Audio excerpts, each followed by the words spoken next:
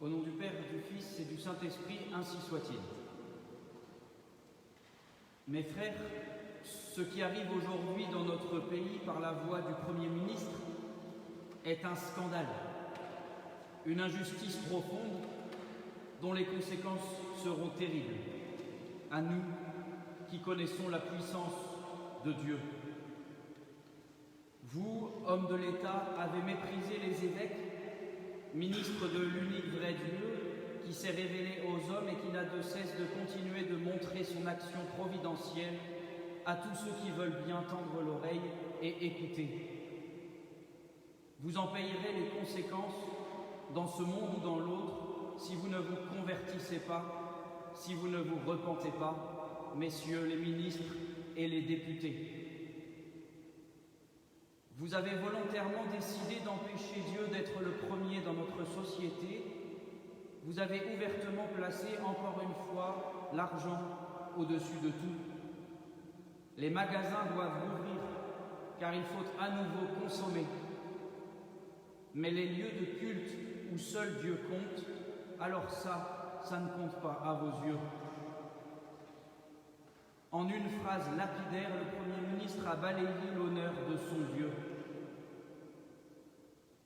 Malgré toutes vos belles paroles, vous vous moquez complètement de la pauvreté. L'Église le sait, elle qui s'occupe dans ce pays de mille et une façons des vrais pauvres qui sont là, partout autour de nous, et que l'État dit Providence a délaissé depuis des dizaines d'années. Ce qui vous intéresse, c'est de sauver notre société capitaliste et libérale, que les gens consomment et surtout recommencent à consommer, sinon c'est la fin. Mais la pauvreté matérielle et spirituelle des hommes d'aujourd'hui dans notre société capitaliste et libérale, les prêtres en savent quelque chose, elle est gigantesque. Avec vos décisions, les désespérés de la terre continueront de désespérer, les pauvres continueront de s'appauvrir, et les riches de biens matériels continueront de se dessécher et de se déshumaniser dans la course à la consommation qui reprend dès le 11 mai. Les souffrances à venir dans les mois prochains seront pour beaucoup insupportables parce qu'elles ne seront pas traversées avec Dieu, Père, Fils et Saint-Esprit. Voilà l'objet de notre colère à nous, enfants de l'unique Église du Christ. Comment réagir à la tentation qui nous guette? Tentation de colère qui peut vite dégénérer en haine de l'État, de ses représentants, et pourquoi pas en révolte, en guerre civile, en révolution. Devrait-on appeler à la désobéissance nationale, aux armes? C'est le moment de regarder Saint Joseph. D'abord le contexte. Son pays, sa terre natale, à laquelle il est si attaché, lui, fils de la lignée royale de David. Ce pays est sous l'occupation de Rome, qui se moque comme une guigne du Dieu transcendant et invisible des Juifs. Vous avez le droit de célébrer votre liturgie juive, mais attention, vous êtes sous contrôle. Sous le contrôle de l'autorité profane de l'empereur romain, qui est la seule vraie autorité absolue ici. C'est par sa volonté que vous pouvez pratiquer votre loi, certainement pas par la volonté de votre Dieu ridicule qui n'existe pas. Nous, Romains, nous respectons les cultes différents, mais pour des raisons politiques, certainement pas pour des raisons religieuses. Voilà pourquoi, 70 ans plus tard, le temple de Jérusalem sera tout simplement rasé. Les Romains ont changé d'avis. Les Juifs ne sont plus nécessaires comme avant, on peut donc en disposer. C'est la volonté de l'empereur qui a le dernier mot, et c'est tout. Dans la synagogue elle-même, le contexte n'est pas enthousiasmant. Les pharisiens verrouillent tout. Ils se partagent le pouvoir avec la caste sacerdotale. Ils sont devenus des hommes politiques plus que des chefs religieux. Oh, dans le Sanhédrin, il y a des saints. Ainsi en verra-t-on plusieurs se convertir et reconnaître le Christ pour ce qu'il est, le Messie, libérateur du péché originel.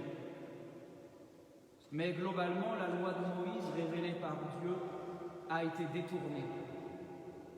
Elle n'est plus enseignée comme Dieu le veut, elle est trafiquée, morcelée, saucissonnée par des milliers de règles inventées par les pharisiens. Elle est devenue un esclavage permanent pour les gens pieux et simples qui n'y comprennent plus rien.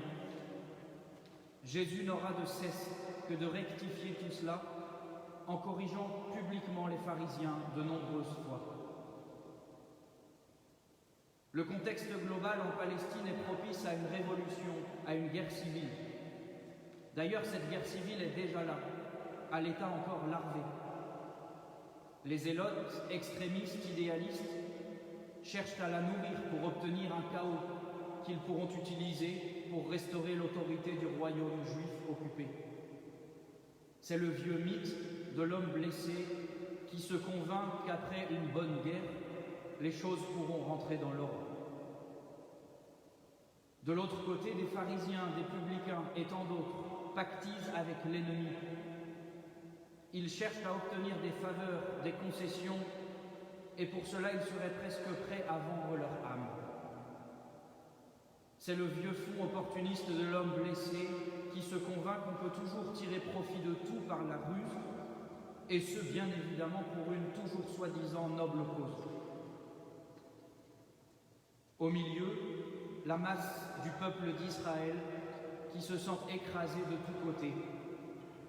Elle ne sait plus quoi espérer, car à part la révolte ou une soumission à l'ennemi du seul et unique vrai Dieu, il ne semble pas y avoir de choix. Elle ne sait même pas non plus quoi penser, car la loi de Moïse est complètement déformée. Alors, la masse du peuple, comme toujours dans l'histoire, attend.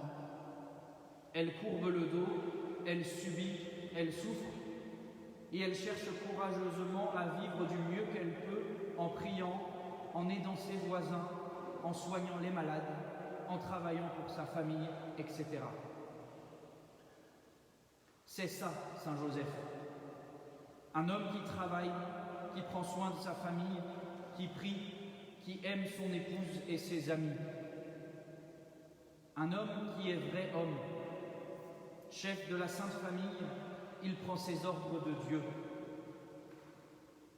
C'est bien beau d'avoir des songes et des visites d'anges dans sa maison, mais une chose est sûre, celui qui ne prie pas ne saura même pas écouter les anges et la parole de Dieu. Il ne se lèvera pas de bon matin, il n'emmènera pas sa famille hors du danger. Messieurs, priez. C'est l'une de vos premières missions sur terre. Un vrai homme est un homme à genoux qui prie son Dieu. Sinon, c'est une girouette qui montre ses muscles, fait du bruit et tape du poing, mais qui ne sait pas où aller et comment y aller. Saint Joseph était-il zélote? A-t-il été opportuniste avec les Romains? Non. Saint Joseph construisait à son humble place le monde de demain. Il est une petite graine dans la terre qui a poussé jusqu'à devenir aussi grand que le cèdre du Liban, aux multiples branches, aux multiples ramifications. Votre prière, votre force d'âme dans votre travail, votre saine ambition pour votre carrière, votre famille, vos amitiés, votre amour conjugal, voilà ce dont l'Église a besoin pour relever les défis que ce monde athée nous lance aujourd'hui. Saint Joseph est l'exemple magnifique dont nous avons besoin. Un père, un homme qui cherche la perfection dans tout ce qu'il entreprend. De sa famille est venu le Messie universel, Jésus, que nous adorons tous les jours et pour les siècles des siècles. De vos familles viendront les évêques, les prêtres, les chefs d'entreprise, les gouvernants de demain. Obéissance, humilité, prière, labeur à la sueur du front, C'est ça l'héroïsme du chrétien. Brûler des pneus ou des voitures en demandant de l'argent aux autres, c'est facile. Entartrer un ministre ou critiquer son évêque, c'est facile. Ne soyons pas faciles, mes frères. Visons la difficulté, la noblesse du grand combat contre Satan et contre nous-mêmes dans notre mauvaise part. Combattons par amour et par l'amour, en résistant dans nos maisons et dans nos lieux de travail aux forces de haine et au matérialisme d'aujourd'hui. Transmettons aux enfants l'amour de la loi divine, l'amour de la loi humaine légitime. Transmettons l'amour et la science de la prière. L'amour du travail bien fait, une saine ambition qui n'a pas de limite autre que le service de Dieu dans la cité. Alors Dieu sera vraiment avec nous. Nous mourrons peut-être au combat, sans voir le fruit et la récompense sur terre, mais c'est le vrai combat qui nous ouvre la voie royale de la vie éternelle.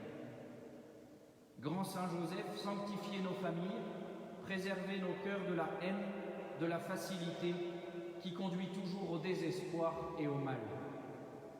Protégez notre pays, conseillez nos dirigeants, portez nos évêques qui sont nos guides dans la nuit du combat contre l'athéisme, ainsi soit-il. Au nom du Père, du Fils et du Saint-Esprit, ainsi soit-il.